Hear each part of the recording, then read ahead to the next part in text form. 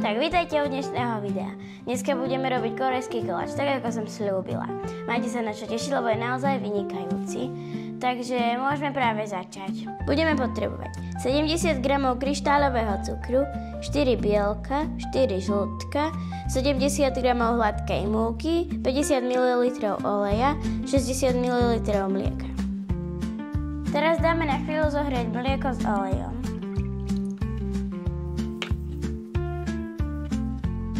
Netreba to miešať, iba to zohrievať.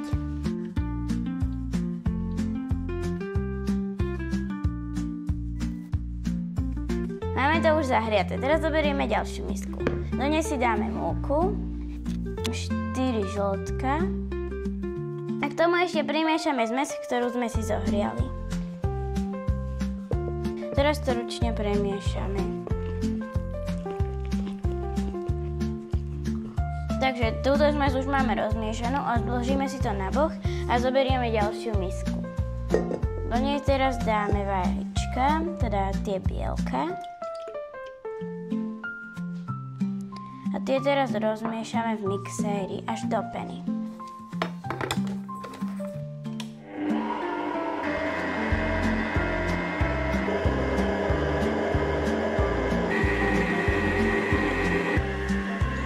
Teraz už keď je sneh hotový, pridáme do ňoho polovičku kryštáľového cukru.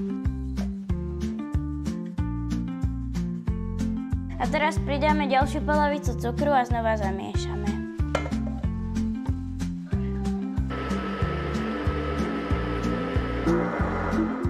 Tak, sneh je už hotový. Na mojej sestre vyskúšame, či je úplne naozaj hotový. Nemal by jej padnúť na hlavu.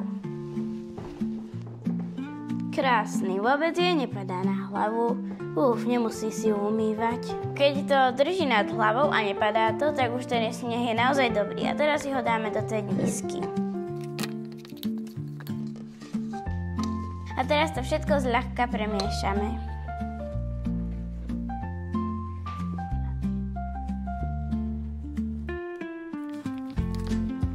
Tak, cesto máme vymiešané, teraz ho nalejeme do formy, ktorá je ponorená v horúcej vode.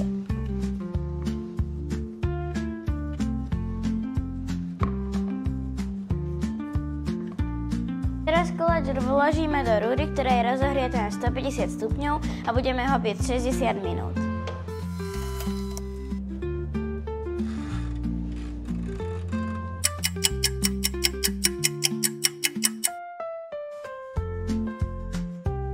Po hodinke v rúre je koláč naozaj krásne upečený. Už sme ho aj pocukrili. Krásne nám tu rozvonil celý dom. Už ho stačí naozaj len ochutnať.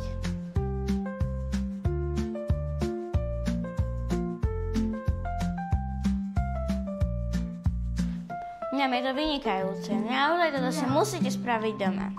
Dobrú chuť. A majte sa sladko.